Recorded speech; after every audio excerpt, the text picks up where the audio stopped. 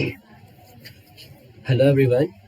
ये हिस्ट्री का क्लास 6 का फर्स्ट चैप्टर हम इसमें करने वाले हैं। इस टेक्स्ट बुक का नाम दिया गया है आवर पास्ट पार्ट 1। जो पास्ट है वो प्लूरल फॉर्म में लिखा गया है, वो पास्ट से लिखा गया है। इसका रीज़न ये है कि वो किसी एक ग्रुप ऑफ पीपल के पास्ट के बारे में नहीं बता रहा है। वो यहाँ पे इस चैप्टर बुक में अलग अलग ग्रुप ऑफ पीपल के बारे में बात किया गया है। जैसे फार्मर्स और किंग की लाइफस्टाइल अलग थी, तो सिर्फ किंग की लाइफस्टाइल अगर आप पढ़ेंगे किंग की, तो फार्मर्स के पास्ट के बारे में आपको नहीं पता चलेगा। तो जो इसमें क्राफ्ट पर्सन होते हैं, आर्टिसंस जो होते हैं, मर्चेंट्स होते हैं, फार्मर्स होते हैं, किंग्स होते हैं, इन लोगों की सबकी पास्ट अलग अलग तरीके से थी।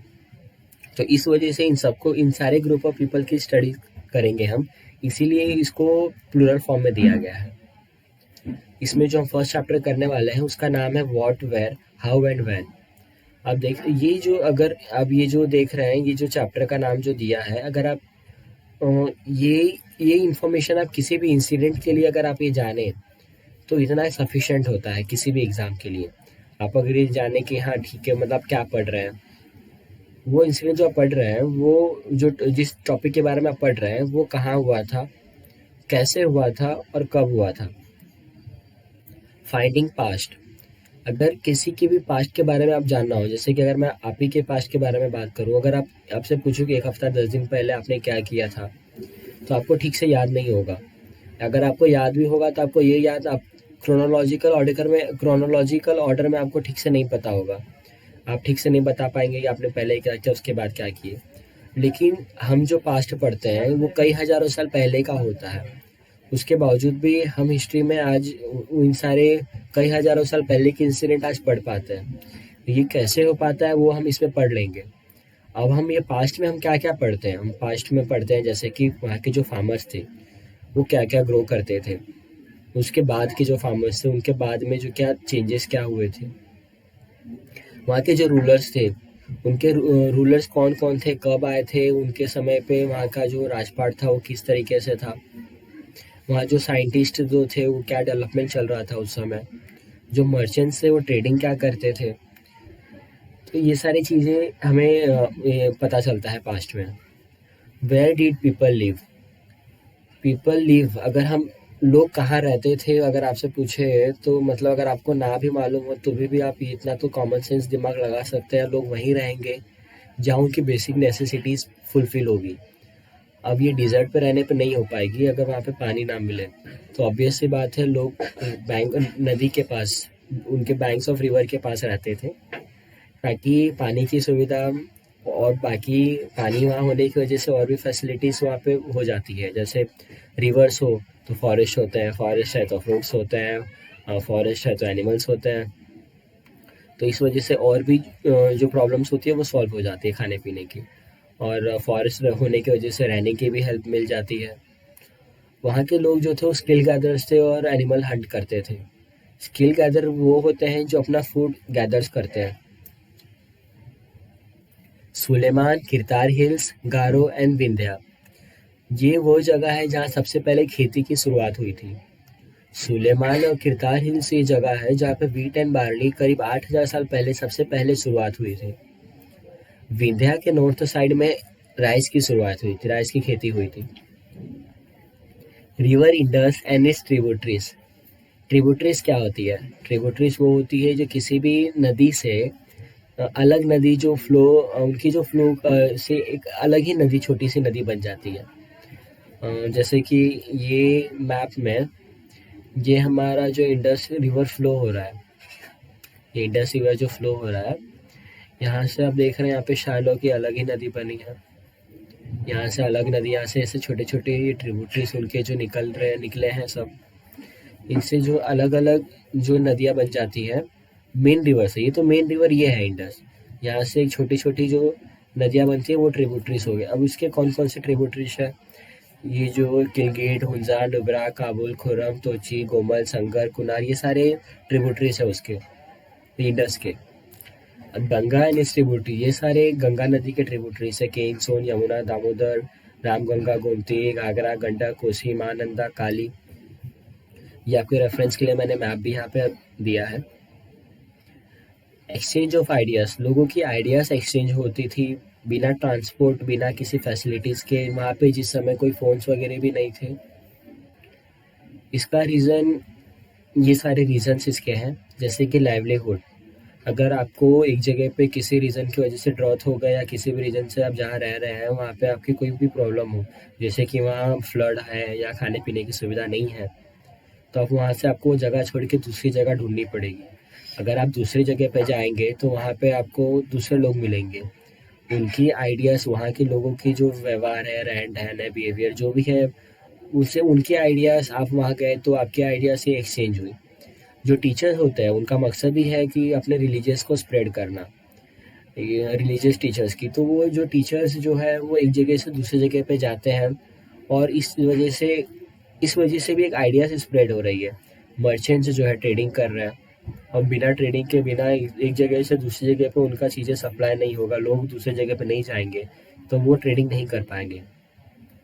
डिस्कवरी, जब चीज़ें नई नई थी, लोग जब सब कुछ शुरुआत था, सब कुछ नया था, तो कुछ लोग ऐसे भी थे जिनको डिस्कवरी करना बहुत ही ज़्यादा पसंद था, और नई नई चीज़ों को डिस्कवर करते थे, नए नए चीज़ों के बारे में इंफॉर्मेशन निकालते थे, ताकि ये सब चीज़ें से आइडियाज़ एक्सचेंज होती थी।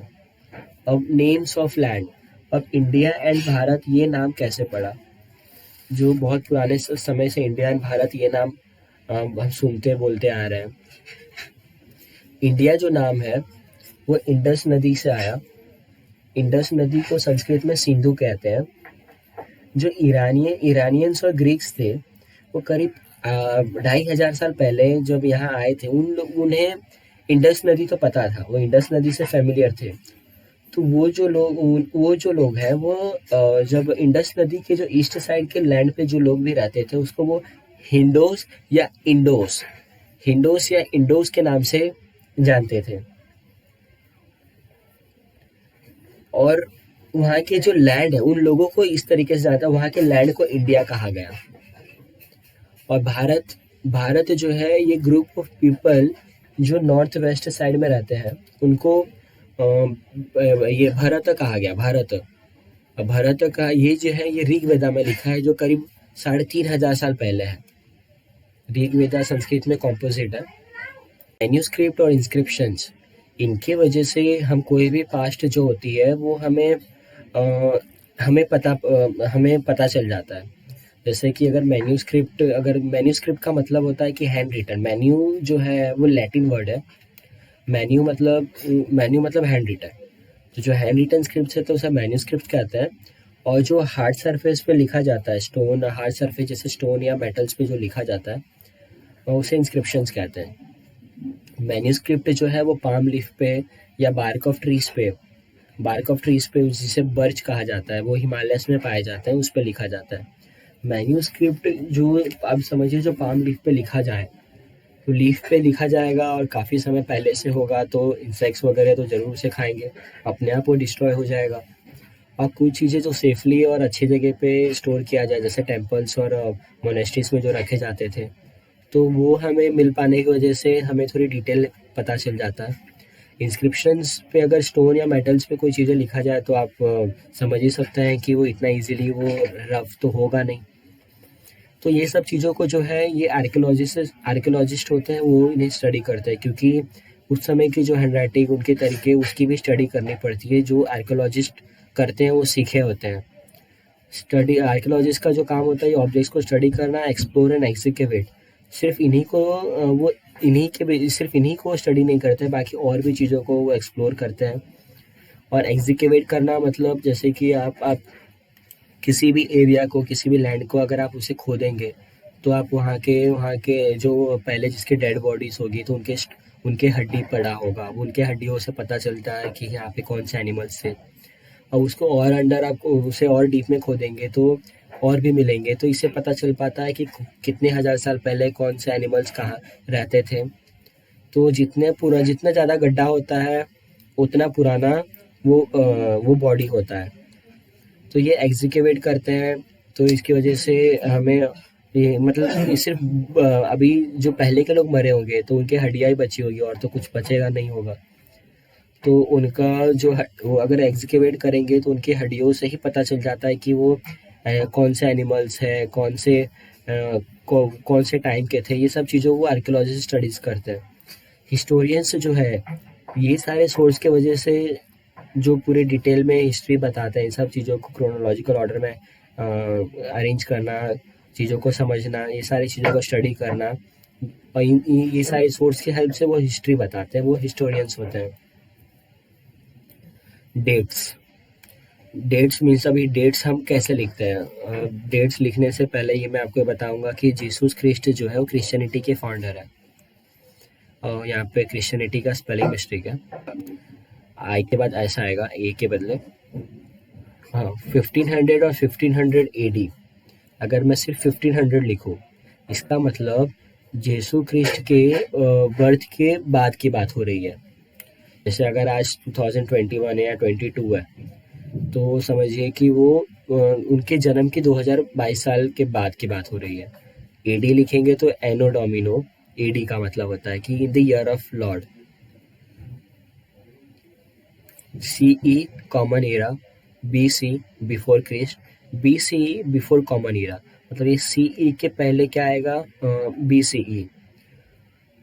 अगर मैं ये लिखा होता 1500 और बीसी लिखता, तो इसका मतलब वो 1500 साल पहले किसके, क्रिस्ट के बॉर्न के पहले, उनके जन्म के 1500 साल पहले की बात करें तो उसके हम 1500 बीसी लिखेंगे, तो उस डेट का मतलब हो जाएगा उनके जन्म के 1500 साल पहले। सी लिखेंगे तो सी जो अभी जो है वो सीई है, या एडी कहो, सीई कहो, या कुछ ना कहो, तो ये उनके क्रिस्ट के बाद की बात है। अगर आप उसमें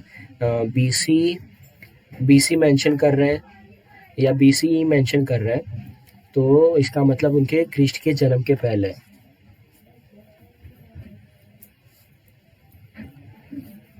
होप ये चैप्टर आपको समझ आ गया होगा। ये चैप्टर मैंने शॉर्ट में कंप्लीट करने की ट्राई किया है, और बहुत शॉर्ट में रिवीजन भी हो जाएगी। और ये चैप्टर अगर आप ये वीडियो अच्छे से समझ गए होंगे तो आपको एक बार चैप्टर रीड करने की भी ज़रूरत नहीं है।